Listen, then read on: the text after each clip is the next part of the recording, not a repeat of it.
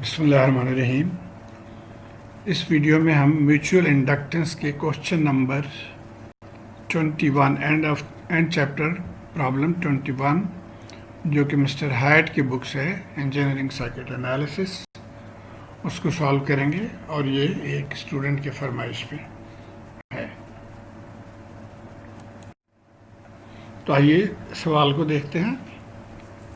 Right a set of equations in terms of I1 j omega, I2 j omega and I3 j omega। तो अब ये circuit है, आप देखिए इसको, इसमें तीन करंट्स है, ये I1 है, ये I2 है और ये I3 है। यानी इस लूप में या मैश में जो करंट है ये I1 है, ये सेकंड मैश है, लूप है, इसमें I2 है और यहाँ पे I3 है।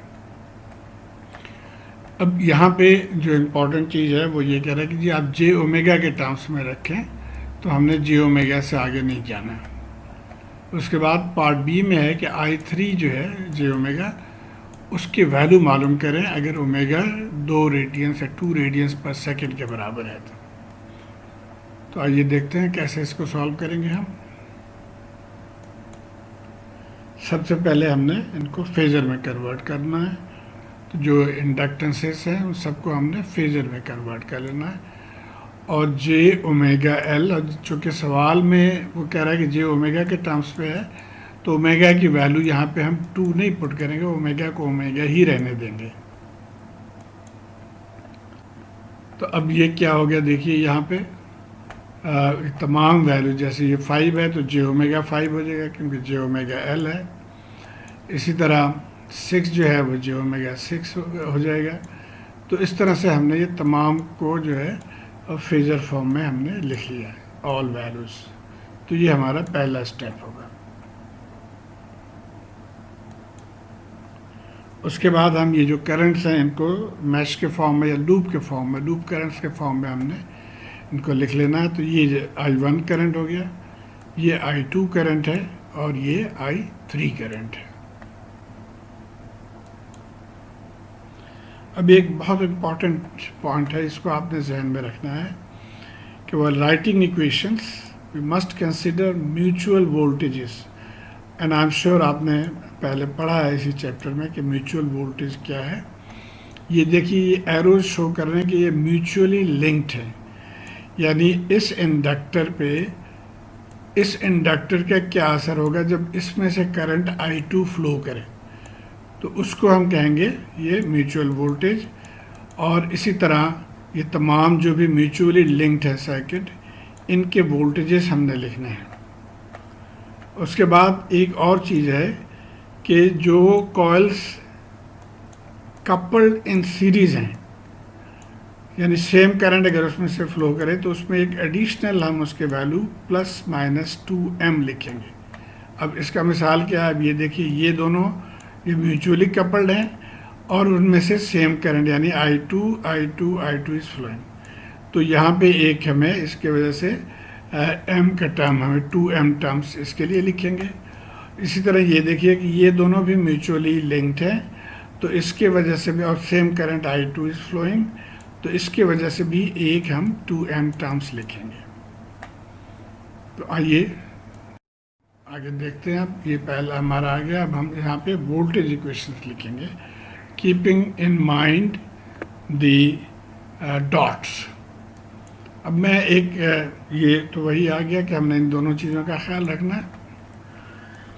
एक कन्वेंशन मैं अपने स्टूडेंट्स को बताता हूँ। ये शॉर्ट उसका ये है कि डॉट एंटरिंग, डॉट पॉजिटिव। इसका मतलब ये है कि if the current is entering the dotted end of the inductor, जैसे यहाँ पे देखिए, यहाँ पे ये current I2 is entering the dotted end of the inductor, then there will be positive sign at the dotted end of the main inductor या other inductor. यानी अब इसके वजह से, इसके अंदर I2 करंट फ्लो करने की वजह से जो इस कॉइल में वोल्टेज इंड्यूस होगा वो उसकी पॉजिटिव टर्मिनल वो इस डॉटेड के करीब होगा, यानी डॉटेड साइड पे पॉजिटिव होगा और दूसरे साइड पे नेगेटिव होगा।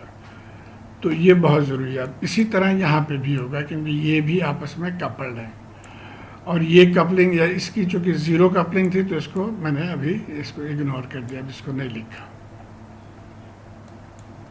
तो अब आइए देखिए, एक एक करके हम देखते हैं। अब यहाँ पे देखिए, इसमें जो करंट है इसके वजह से, और ये कपलिंग इसमें है, कोफिशिएंट है यानी J3 ओमेगा, तो इसके वजह से जो यहाँ पे वोल्टेज इंड्यूस हो गया, हमने ये पहले पता कर लिया कि current entering the dotted terminal, तो डॉट पॉजिटिव यानी ये डॉटेड साइड पे पॉजिटिव साइन आप लिखेंगे। उसके बाद अब वैल्यू क्या होगा कि 3J ओमेगा, तो ये तो M है, उसके साथ इस करंट की वजह से I2 की वजह से हो रहा है यहाँ पे वोल्टेज इंड्यूस, तो हम लिखेंगे J3 ओमेगा I2, और पॉजिटिव हमने डॉट के करीब लिख दिया और नेगेटिव दूसरी साइड पे लिख दिया। बिल्कुल इसी तरह आप यहाँ पे आ जाएं, इन दोनों के दरमियान भी यही सिनेरियो है कि करंट एंटरिंग ऑन दिस, तो इसका मतलब इसके पॉजिटिव डॉटेड साइड पे पॉजिटिव साइन होगा, और वैल्यू क्या होगी, क्योंकि ये M है हमारे पास अब, तो J2 ओमेगा इंटू I2। अच्छा, अब यही असर इस पर भी होगा कि यानी जब ये भी म्यूचुअली लिंक्ड है, जब इसमें से करंट फ्लो करे, जो I1 करंट इसमें अगर फ्लो करे तो यहाँ पे क्या होगा, अब ये भी देखिए कि current I1 is entering the dotted terminal, तो इसका मतलब ये डॉटेड टर्मिनल के करीब जो है वो पॉजिटिव साइन हम लिखेंगे, पॉजिटिव साइन हमने लिख दिया, और J2 ओमेगा I3 इस वाले को हमने पहले लिख लिया, J2 ओमेगा I3, और इसकी वजह से क्या हुआ, J3 ओमेगा I1, इसके भी पॉजिटिव डॉटेड के करीब है। तो ये हमने ये तमाम चारों म्यूचुअल वोल्टेजेस हमने लिख लिए। तो ये पहला कंडीशन हो गया कि म्यूचुअल वोल्टेजेस हमने नोट कर लिए। अब हमने आना है ये 2M for coupled coil in series.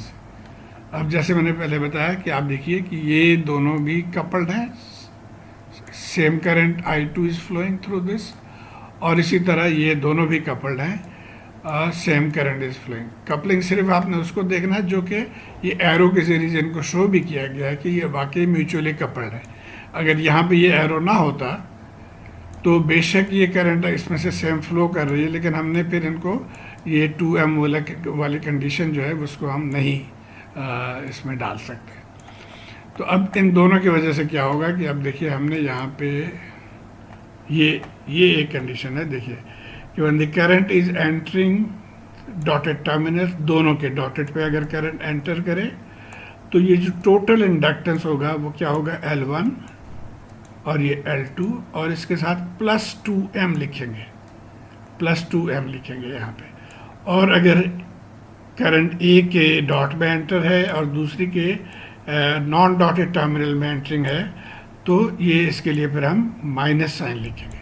अब हमारे यहाँ चूँकि L1 और L2 मौजूद है तो हमें ये इस पूरे इक्वेशन को नहीं लिखना है, हमने सिर्फ ये 2M टर्म्स को लिखना है। आइए देखते हैं अब यहाँ पे क्या है। जैसे इसमें देखिए current entering the dotted terminal, और यहाँ पे current not entering the dotted terminal, ये I2 is entering the dotted terminal, यहाँ पे current entering the non dotted terminal, तो इसका मतलब है कि माइनस साइन आएगा, माइनस 2M। M अभी यहाँ पे क्या है 3J3 ओमेगा, यानी ये -6 हम लिखेंगे इसके लिए। और इसी तरह यहाँ पे भी सेम है कि current entering the dotted terminal but here entering the non dotted terminal, तो इसके वजह से भी 2M जो है वो हम माइनस में लिखेंगे, -2M। तो -2M क्या होगा कि -2 और ये J2 ओमेगा। तो आइए अब हम इनको अपने सर्किट में इनकॉर्पोरेट कर लेते हैं। तो ये देखिए मैंने यहाँ पे इन दोनों के असर को इनकॉर्पोरेट कर लिया, यानी -2 ओमेगा इस वाले का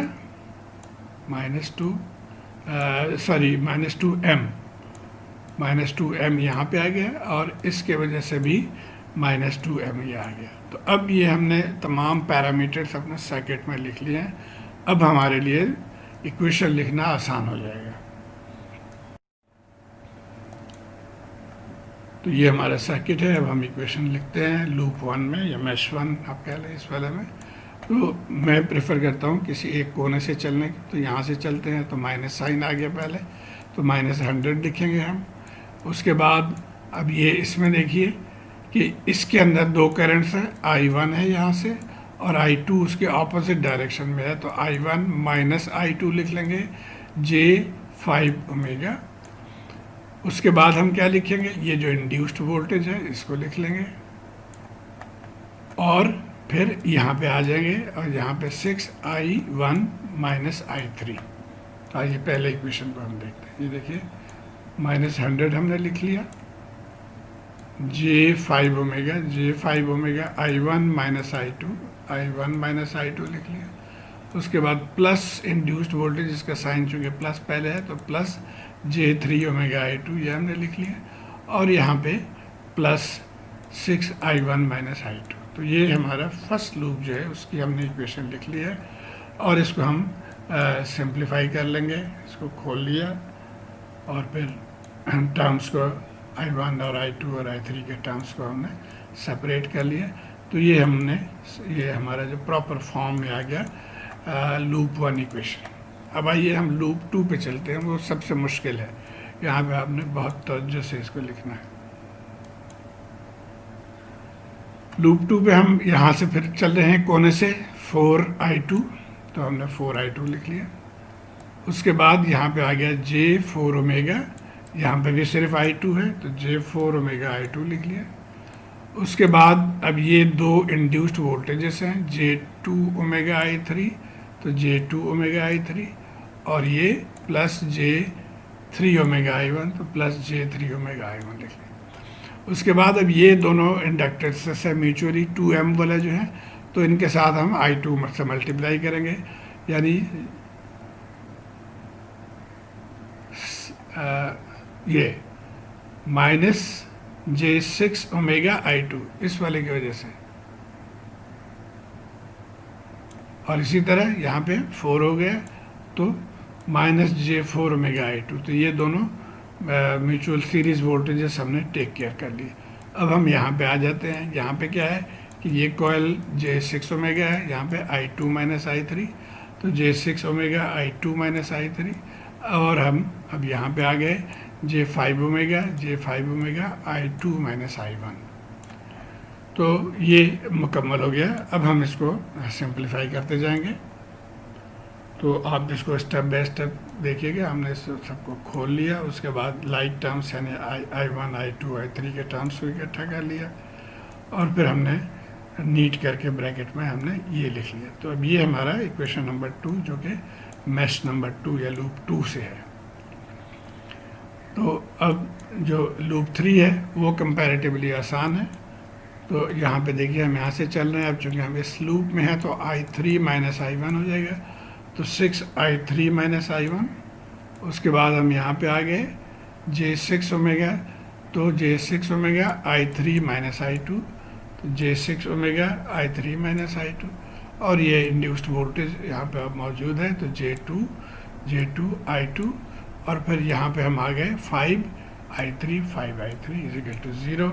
इसको भी हम खोल के और सिंप्लीफाई करके टर्म्स इकट्ठा कर लेंगे, तो ये I1 I2 इस तरह से और मज़ीद इसको हम ये हमारा सिंप्लीफाइड फॉर्म आ गया। तो ये 3 इक्वेशंस हमने लिख लिए हैं इन टर्म्स ऑफ ओमेगा, जो कि सवाल में इसी के रिक्वायरमेंट थे कि आप इसको इन टर्म्स ऑफ ओमेगा ही रहने दें। तो ये पहला पार्ट हो गया, ये इसको हमने इकट्ठा करके लिख लिया अरेंज। अब आइए पार्ट 2 पे। पार्ट 2 पे कह रहा है कि we have to find I3 if omega is 2। तो अब जो इक्वेशन है उसमें हमने ओमेगा की वैल्यू पुट करनी है, ओमेगा 2। तो ये हमारे 3 इक्वेशंस थे पहले। अब इनमें हम ओमेगा की वैल्यू पुट करके तो 3 इक्वेशंस और हमें मिल जाएंगे। तो ये पहले इक्वेशन में हमने देखिए ओमेगा की जगह पे 2 डाल दिया जहाँ पे भी ओमेगा है और इसको हमने उसी तरह अरेंज कर लिया। तो ये आ गया हमारा इक्वेशन नंबर 4। इसी तरह लूप 2 की इक्वेशन में भी ओमेगा की वैल्यू पुट कर दिया, तो ये आ गया इक्वेशन नंबर 5। और लूप 3 के उसमें भी 2 omega is equal to 2 put करने के बाद ये इक्वेशंस आ गए। तो अब हमें 3 सेट ऑफ इक्वेशंस ये इस तरह से मिल गए। यहाँ पे हमने ओमेगा की वैल्यूज पुट कर दी।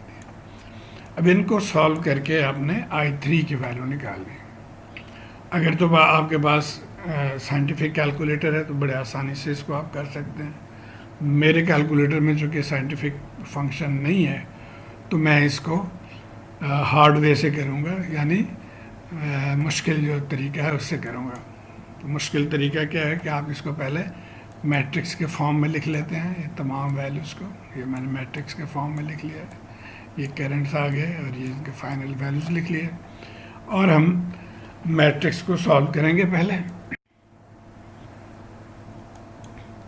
तो ये आपको पता है जो डिटर्मिनेंट है उसको किस तरह से सॉल्व करते हैं। तो हमने पहले इसको लिया और फिर इन दोनों को, फिर इसको लिया, फिर इन दोनों को, और फिर इसको लिया तो इन दोनों को। तो इस तरह से मैंने ये इक्वेशंस लिख लिए हैं और इनको मैं सॉल्व करते जाऊंगा एक एक करके। इसको आप स्टेप बाय स्टेप देखते जाएंगे तो ये आपको समझ आती जाएगी बात। मज़ीद सिंप्लीफाई कर लिया और भी फाइनली हमें ये वैल्यू आ गया डेल्टा। अब हमने I3 मालूम करना है तो हमें डेल्टा 3 चाहिए, और डेल्टा 3 के लिए हम क्या करेंगे कि थर्ड कॉलम को रिप्लेस कर देंगे वो ये जो यहाँ पे वोल्टेज है उससे, और फिर इसको सॉल्व करके डेल्टा 3 निकालेंगे। तो डेल्टा 3 के लिए हमने थर्ड कॉलम को रिप्लेस कर दिया विद द वैल्यूज़, और इसको भी मैट्रिक्स जिस तरह से सॉल्व करते हैं उस तरह से देखिए स्टेप बाय स्टेप हमने सॉल्व कर लिया। तो ये आ गया डेल्टा 3। अब आपको याद होगा कि करंट जो है I3 के लिए हमें डेल्टा 3 ओवर डेल्टा, ये फार्मूला हम लिखते हैं। तो ये I3 के लिए डेल्टा 3 ओवर डेल्टा, इनकी वैल्यूज़ हमने यहाँ पे इनपुट कर दी और इसको सॉल्व करके तो ये I3 जो है वो आ गया हमारे पास 4.12 एंगल -125 डिग्रीज। तो ये हो सकता है इसमें कैलकुलेशन में कोई गलती हो, हालांकि मैंने तो 2 दफ़ा चेक किया, आप भी चेक कर लीजिए। अगर कोई गलती हो तो मुझे बताइएगा। तो उम्मीद है आप ये समझ गए होंगे कि इस तरह के सवाल को कैसे सॉल्व किया जाता है in the hard way. Thank you.